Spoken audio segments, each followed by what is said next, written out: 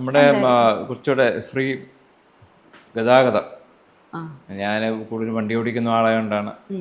പിന്നെ ഈ signal jumping, wrong side വണ്ടി ഓടിക്കുന്നവരെ ഫുട്പാത്തിൽ കൂടെ വണ്ടി ഓടിക്കുക. ശരിക്കും നമ്മളിപ്പോൾ ഫുട്പാത്തിൽ കൂടെ വണ്ടി ഓടിക്കുക ഇപ്പോൾ ചെറിയൊരു തമാശയാണ്. പക്ഷേ ഇവിടെ തന്നെ അടുത്ത ഫുട്പാത്തിൽ കൂടെ ഒരു ബൈക്കിൽ വണ്ടി ഓടിച്ച ഒരു സ്കൂൾ കുട്ടിയുടെ പല്ലൊക്കെ ഇടിച്ചു. അപ്പോൾ ഇവരൊക്കെ കർശനമായ ശിക്ഷ വേണം. ശിക്ഷ എന്ന് വെച്ചാൽ ഇപ്പോൾ ദുബായിലെ ഒരു സിഗ്നൽ ജമ്പിങ്ങിന് 5000 രൂപ മറ്റുമാണ്. ഇവിടെ അതുപോലെ ആക്കിയാൽ മതി. കുറച്ച് പേര് എൻഫോഴ്സ് ചെയ്യുമ്പോൾ ബാക്കിയുള്ളവർ കുറച്ചൊക്കെ മര്യാദയ്ക്ക് ഓടിക്കോളൂ. പിന്നെ വേറൊരു കാര്യം, ഇപ്പോൾ നമുക്ക് സിഗ്നൽ ജമ്പ് ചെയ്യാൻ ഒക്കില്ല. സിഗ്നൽ വർക്ക് ചെയ്യുന്നില്ല.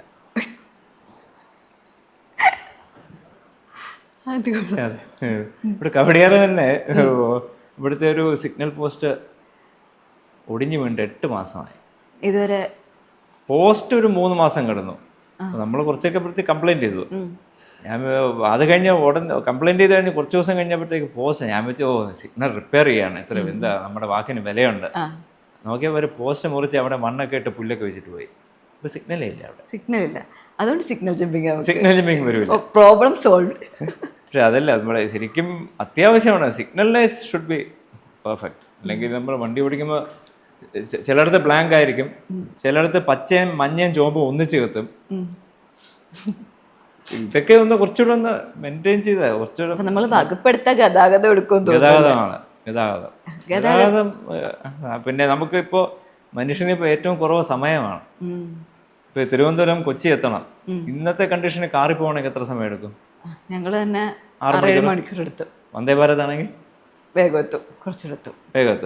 ശരി, തിരുവനന്തപുരം കൊച്ചി എത്ര കിലോമീറ്റർ ഉണ്ട്? അതറിയത്തില്ല. ഒരു 210 ഉദ്ദേശം. ഇപ്പോൾ വെളിയിൽ നമ്മളെ ചൈന, ജപ്പാൻ അവിടെയൊക്കെ ട്രെയിന് 300 കിലോമീറ്ററിലാണ് ഓടുന്നത്. ഇവിടെ അതുപോലെ ഒരു ട്രെയിൻ വന്നാൽ തിരുവനന്തപുരം കൊച്ചി എത്ര സമയത്ത് എത്താം? 40 മിനിറ്റ്. പിന്നെ 300 കിലോമീറ്റർ പോവാണെങ്കിൽ 200 കിലോമീറ്റർ പോവാണെങ്കിൽ 1 മണിക്കൂർ. അപ്പോൾ 300 കിലോമീറ്റർ പോയാൽ 40 മിനിറ്റ്. അതുപോലത്തെ ഇവിടെ വരണം. തിരുവനന്തപുരം കൊച്ചി 40 മിനിറ്റിൻ്റെ എത്തുകയാണെങ്കിൽ എത്ര പേര് പോയിട്ട് വരും? സൂപ്പറായില്ലേ? സൂപ്പറായി. പിന്നെ ഫ്ലൈറ്റിൽ ആരും പോവില്ല. അപ്പോൾ കൊച്ചി 40 മിനിറ്റ് ആണെങ്കിൽ കൊച്ചിയിൽ നിന്ന് അടുത്ത് 210 കിലോമീറ്റർ കോഴിക്കോട്, 80 മിനിറ്റ് കോഴിക്കോട്, അവിടെ നിന്ന് അടുത്ത് 20 മിനിറ്റ് കണ്ണൂർ, അവിടെ നിന്ന് അടുത്ത് 20 മിനിറ്റ് കാസർഗോഡ്. ഒരു 1.5 മണിക്കൂർ നമ്മൾ കേരളത്തിൽ പോയി വരാം അല്ലേ? അങ്ങനെയാണെങ്കിൽ ആൾക്കാർക്ക് ജോലിക്കൊക്കെ എന്ത് സുഖമല്ലേ, പഠിക്കാൻ പോകാൻ എന്ത് സുഖം. ഹോസ്റ്റൽ സർവീസ് ഒക്കെ നടത്തേണ്ടി വരും അങ്ങനെയാണെങ്കിൽ. അവർക്ക് വീട്ടിൽ നിന്ന് പോയി വരാമല്ലോ അല്ലേ? അതുപോലെയൊക്കെ കുറച്ച് ഡെവലപ്മെന്റ്. എനിക്ക് തോന്നുന്നു ബുള്ളറ്റ് ട്രെയിൻ ഇപ്പോൾ ബോംബെ, അഹമ്മദാബാദ് ഇപ്പോൾ വരുന്നുണ്ട്. ഫസ്റ്റ് ഇൻ ഇന്ത്യ എന്ന് തോന്നുന്നു. ഇടയ്ക്ക് ഇങ്ങനെ കേട്ടായിരുന്നു. അത് വന്നു കഴിയുമ്പോൾ അറിയാം എത്ര അതിന്റെ ഫീസിബിലിറ്റി എങ്ങനെയുണ്ട്. നമ്മുടെ കേരളത്തിൽ അതിന്റെ സാധ്യത എത്ര ഉണ്ടാവും? അല്ല, ഭരണകർത്താക്കൾ മനസ്സ് വെച്ചാൽ നടക്കും. തീർച്ചയായിട്ടും നടക്കും. ഇപ്പം പല പദ്ധതികളും വരുമ്പോൾ ഇപ്പം ഏത് പാർട്ടിയാണോ ഭരണത്തിലിരിക്കുന്നത് അല്ലെങ്കിൽ അതിൻ്റെ ഓപ്പോസിറ്റ് പാർട്ടികൾ ഭയങ്കരമായിട്ട് ഒപ്പോസ് ചെയ്യുമല്ലോ സ്വാഭാവികമായിട്ട് ഒപ്പോസ് ചെയ്യും. അപ്പോൾ ഈ ഒപ്പോസിഷൻ എന്ന് പറയുന്നൊരു സാധനം പല വികസനങ്ങൾക്കും ഒരു തടവാണെന്ന് തോന്നാറുണ്ടോ? പക്ഷെ അതൊക്കെ മറികടന്ന് ചെയ്യണം. പക്ഷേ ഇപ്പോൾ നമ്മുടെ തിരുവനന്തപുരം എയർപോർട്ട് തന്നെ ഇപ്പോൾ ഇപ്പോൾ എനിക്കൊന്ന് അദാനി എടുത്തിരിക്കല്ലേ, ഇപ്പോഴൊക്കെ കുറേ ഡെവലപ്മെന്റ് വരുന്നുണ്ട്. പക്ഷെ എന്ന് വരേണ്ടതായിരുന്നു. ഇപ്പോഴാണ് പിന്നെ സ്ഥലങ്ങൾ ഇപ്പോൾ കുറേ കിട്ടി, ഡെവലപ്പായി ഇത് വരുന്നു. ഈ എയർപോർട്ടിന്റെ കാര്യം എനിക്കത് കൃത്യമായി എനിക്കറിയില്ല. സ്റ്റോറി എനിക്ക് ഇവിടെ വന്നൊന്ന് ചോദിച്ച് കേൾക്കണമെന്നുണ്ടായിരുന്നു. ഒരു ദിവസം ഈ അടച്ചിടുന്ന പോലത്തെ ഒരു സംഭവം കേട്ടോ, അതെന്താ കറക്റ്റ് സ്റ്റോറി? കാരണം പലരും ആറാട്ടിനാണല്ലേ? അന്ന് രാജകുടുംബത്തിലുള്ള ആൾക്കാർക്ക് മാത്രമാണോ? അല്ല, അമ്പലത്തിന് പത്മനാഭസ്വാമിക്ക് പോകാൻ വേണ്ടി വർഷത്തിൽ 2 ദിവസം 6 മണിക്കൂർ വെച്ച് പത്മനാഭന് 2 ആറാട്ടുണ്ട്. അപ്പോൾ ആറാട്ട് അമ്പലത്തിൽ നിന്ന് വൈകിട്ട് 5 മണിക്ക് ഇറങ്ങുമ്പോൾ എയർപോർട്ട് അടയ്ക്കും. തിരിച്ച് 9 മണിക്ക് ഇങ്ങോട്ട് പുറപ്പെട്ട് കഴിഞ്ഞാൽ തിരിച്ച് എയർപോർട്ട് തുറക്കും. അപ്പോൾ നമ്മൾ ആറാട്ട് ഇവിടെ നിന്ന് ചെരുപ്പൊന്നുമില്ല, കൊണ്ട് വാളൊക്കെ പിടിച്ചാൽ പോകുന്നത്. എയർപോർട്ട് മറ്റേ വള്ളക്കടവ് അറിയാം, വള്ളക്കടവ് ഈഞ്ചക്കൽ വള്ളക്കടവ് സൈഡിൽ കൂടെ എയർപോർട്ടിനകത്ത് ഒരു ചെരുപ്പ് കാണില്ല. മെയിൻ റൺവേ കൂടെ നമ്മളെല്ലാവരും നടന്നാ പോകുന്നത്. നടന്ന് നേരെ ശംഖുമുഖത്തെത്ത്. അവിടുന്ന് എയർപോർട്ട് ക്രോസ് ചെയ്ത് ഇപ്പോഴും ഒരു ആറാട്ട് റൺവേ എന്ന് പറഞ്ഞ റൺവേ ഉണ്ട്. ഇപ്പോഴും ഒരു ആറാട്ട് റൺവേ എന്നാ പറയുന്നത്. എയർപോർട്ടിനകത്തും ഒരു മണ്ഡപമുണ്ട്, കൽമണ്ഡപം. അവിടെ വാഹനം നിർത്തി കാണിക്ക കൊടുത്തിട്ടാ പോകുന്നത്. അങ്ങനെയൊക്കെ ഉണ്ടല്ലേ. ഞാൻ ഇങ്ങോട്ട് ഇറങ്ങുമ്പോൾ തന്നെ ഒരാൾ എൻ്റെ അടുത്ത് ഇങ്ങനെ പറയും, ഇത് കൃത്യമായി ഒന്ന് ചോദിച്ച് അവിടുന്ന്, കാരണം പലരും പല ഇതിനെ പറ്റിയിട്ട് വീഡിയോസ് ചെയ്തിട്ടുണ്ടല്ലോ, അപ്പോൾ പലതിനകത്തുള്ള സ്റ്റോറിയും പലതാ. അപ്പോൾ ഒതന്റിക് ആയിട്ടൊരു ആൻസർ കിട്ടും. പത്മനാഭസ്വാമിക്ക് പോകാൻ വേണ്ടിയാണ് അടച്ചിരുന്നത്. പിന്നെ കൂടെ അദ്ദേഹത്തിന് അകമ്പടി സേവിക്കുന്നവർക്കും കൂടെ പോവാം.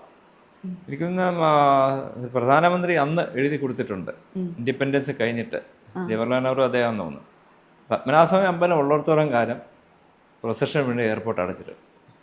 ഉറപ്പാട്, അതിനകത്ത് മാറ്റമൊന്നുമില്ല അല്ലേ? മാറ്റമൊന്നുമില്ല. ദിവസവും പോയി തൊഴാറുണ്ടോ? ഇല്ല, ദിവസം പോകാറില്ല. പക്ഷെ ആരെങ്കിലും പോവും. ആരെങ്കിലും ഇവിടുന്ന് പോവല്ലേ? ഓക്കെ. ഇവിടെ താമസം അപ്പം എവിടെയായിട്ടാ? ഇത്ര വലിയ വീടല്ലേ, നമ്മളിങ്ങനെ അങ്ങോന്ന് ഇങ്ങനെ നോക്കിയാൽ മതി. ഇത് മൈസൂർ പാലസ് ഒക്കെ വെച്ച് തീർച്ച ചെറിയ പാലസാണ്. നമ്മള് കേരളത്തിലുള്ളവർക്ക് നമ്മളിങ്ങനെ ഹിൽ പാലസ് അതുണ്ട്, അതിനെക്കാട്ടി ചെറുതാ. അതിനെക്കാട്ടി ചെറുതാ അല്ലേ അത്? മണിച്ചിത്രത്താഴ്. മണിച്ചിത്രത്താഴ്. നമുക്ക് ആകപ്പാട് അറിയുന്ന മറ്റേ തുറക്കാൻ പറ്റാത്തൊരു മുറി അതായിരുന്നു പണ്ട്. എവിടെ? മണിച്ചിത്രത്താഴിലെ തെക്കിനെയാണ് നമുക്കൊക്കെ ഇത്ര നാളായിട്ട് തുറക്കാൻ പറ്റാത്തത്. പിന്നെ ബീനിലറ വന്നതോടെ മണിച്ചിത്രത്താഴിന്റെ തട്ട് താണു. ഞങ്ങളെല്ലാവരും ഇവിടെ തന്നെ താമസിക്കുന്നത്. വല്യമ്മ, അമ്മ. ഇത്രയും ഫ്ലോറൊക്കെ ഫസ്റ്റ് ഫ്ലോറിലായിട്ടല്ലേ? ഇത് എങ്ങനെയാ ഇത്രയും മെയിൻറ്റെയിൻ ചെയ്ത് പോണത്? മെയിൻറ്റെയിൻ ചെയ്യാൻ ഒത്തിരി പ്രയാസമാണ്. ഇതെല്ലാം കണ്ടില്ലേ, കുമായ കട്ട, പഴയ ഇലക്ട്രിക് വയറ്. ഇത് കുറച്ച് നാൾ കഴിയുമ്പോൾ പൊടിഞ്ഞു വീഴും. തനിയെ വീഴുമായിരിക്കും. അപ്പോൾ പൊടിഞ്ഞു വീഴുന്ന അവിടെ നമ്മൾ തിരിച്ച് സിമെൻറ്റ് വെച്ചിട്ട് പെയിൻ്റ് അടിക്കും. അത് മൊത്തം ഒന്ന് ചിപ്പ് ചെയ്ത് പെയിന്റ് ചെയ്യണമെങ്കിൽ പാടാണല്ലേ? മുല്ലപ്പെരിയാർ കെട്ടിയ സെയിം ടെക്സ്ചറാണ്. ആണോ? Egg white lime stone. Mullaperiyar cement ഇല്ല. എന്ത് തോന്നുന്നു, മുല്ലപ്പെരിയാർ പൊട്ടു ഇല്ലെന്നാണ് നമ്മുടെ വിശ്വാസം. അല്ലേ? പെട്ടെന്ന് മുല്ലപ്പെരിയാറിനെയാണെന്ന് ഇല്ല, പഴയ സ്ട്രോങ് ആണ്. ഇടയ്ക്ക് മെയിൻ്റെനൻസ് ഒക്കെ ചെയ്യില്ലേ വിദഗ്ധന്മാര്. ഇനി ഒന്നുകൂടെ പരിശോധിച്ച് നോക്കാം. ഇടയ്ക്കിടയ്ക്ക് ഒരിക്കൽ കുഴപ്പമില്ലാന്ന് പറയരുത്. അടുത്ത ഇനി ഒരു 3-4 വർഷം കഴിഞ്ഞ് ഒന്നുകൂടെ നോക്കണം അതിൻ്റെ സ്ട്രെങ്ത് ഒക്കെ. നമ്മളിങ്ങനെ ഒരു മഴ പെയ്യുമ്പോൾ ഞങ്ങൾ എറണാകുളംകാരൊക്കെ നെഞ്ചത്തിടിയാ. എറണാകുളം ഒന്നാമത് കടലിന്റെ, നമുക്കൊരു മഴ പെയ്താൽ തന്നെ നമുക്ക് വെള്ളം കയറും. പിന്നെ നമ്മള് മുല്ലപ്പെരിയാർ പൊട്ടുവോ എന്നുള്ള പേടിയിൽ നിൽക്കുന്നത്. സിനിമയിലൊക്കെ പറഞ്ഞ പോലെ ഇപ്പൊ പൊട്ടും എന്ന് പറയുന്ന പോലെ. മുല്ലപ്പെരിയാറും എറണാകുളം അടുത്താണോ? അല്ലല്ലോ. അല്ല, ശരിക്കും ഇടുക്കി അവിടെ നിന്നല്ല, നമുക്ക് വലിയ ദൂരമൊന്നും ഇല്ലല്ലോ. പെട്ടെന്ന് എത്തും എന്നാ പറയുന്നത്. ശാസ്ത്രജ്ഞർ അങ്ങനെയാണ് പറയുന്നത്. നമ്മുടെ ഇപ്പൊ ഭരണത്തില് നമ്മൾ സിനിമകളിൽ കണ്ടിട്ടുള്ളവർ വെച്ചിട്ട് ഞാനൊരു കാര്യം ചോദിക്കാം. ഇങ്ങനെ എന്തെങ്കിലും ഒരു പ്രധാനപ്പെട്ട ഡിസിഷൻ എടുക്കുമ്പോൾ രാജകുടുംബത്തിൽ നിന്ന് ആൾക്കാരുടെ അഭിപ്രായങ്ങൾ തേടും എന്നുള്ളത് ചില സിനിമകളിൽ കണ്ടിട്ടുണ്ട്. അതിലെത്ര മാത്രം യാഥാർത്ഥ്യം ഉണ്ടാവും? അങ്ങനെയൊന്നുമില്ല. പിന്നെ ഈ നഗരവികസനത്തിന്റെ പദ്ധതി അനുസരിച്ച് ഇടയ്ക്ക് വന്നിരുന്നു.